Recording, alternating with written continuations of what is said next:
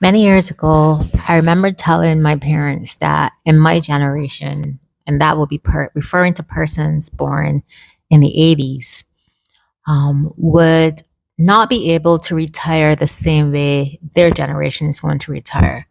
And I think the definition of retirement will evolve, or it has and is currently evolving, where retirement is going to look different.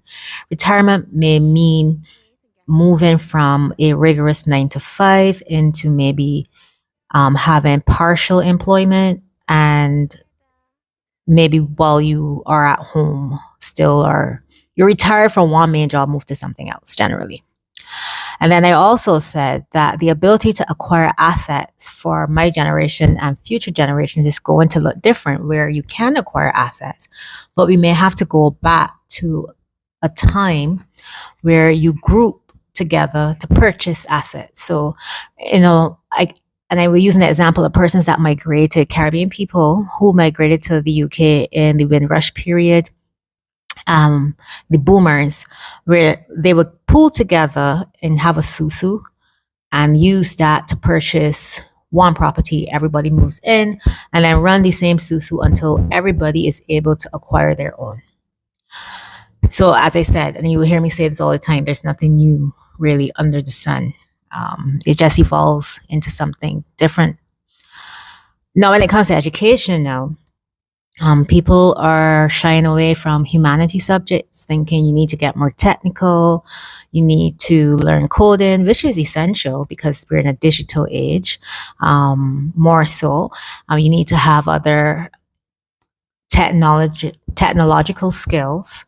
So whether you go into programming, whether you deal with hardware, even if you do business, but you have some exposure to how to use technology, even if it's on the end user side, in every discipline, whether you're going to be a nurse, you're going to be a plumber, you're going to be a repair person, there's going to be some technology that you need to learn how to use.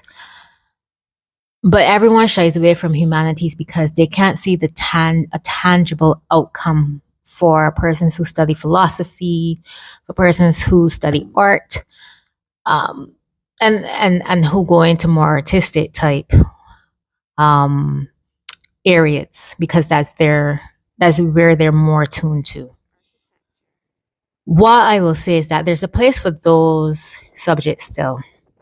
How you pursue them may look a little different. It could, where maybe you do something more liberal arts based, where you take a piece of everything, because there are many people who are multi-purpose and multi-intentional.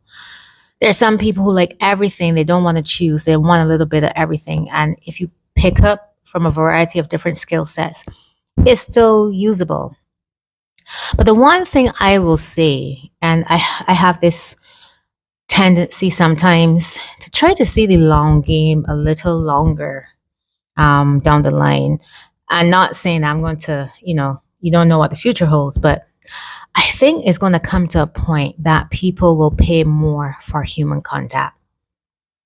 The ability to talk to a person, to touch a person, to be around people. I think people is going to come to a point where you pay for that. You're already seeing it in so many different ways. We've all moved to automated phone services, where sometimes you will be on the phone for 5 minutes and you still haven't spoken to an actual human being with actual human reactions that feel natural, because you want to automate to ease the burden, to make things less laborious. So then obviously the skill set of people you're dealing with are maybe higher up the chain, technical wise, management wise, whatever have you. But you still miss that human contact. That's why there's some people who still go to the bank to speak to a teller. You will always have those people. But I feel like if we're moving to an age as we digitize, we have more systems that are instant based, where you get a result quicker because it's automated. People are going to still pay for human contact.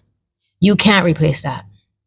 No matter how AI evolves, or you try to make it evolve, there's nothing that beats the real thing. We see it in food. We see it in some of our activities, our leisure activities. We see people want human contact because that's how we're in these bodies we move in. That's how we're conditioned as a natural conditioning. At some point, you want to speak to a human being.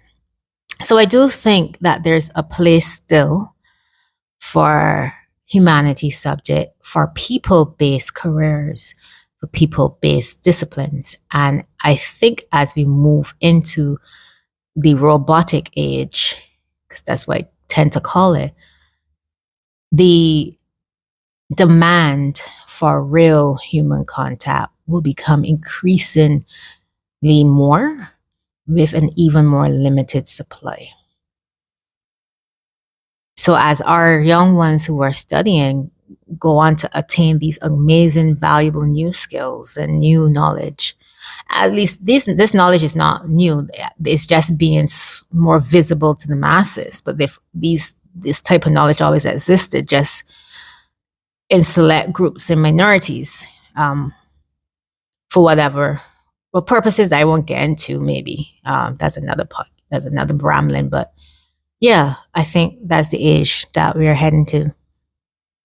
That's all, folks. Have a good one.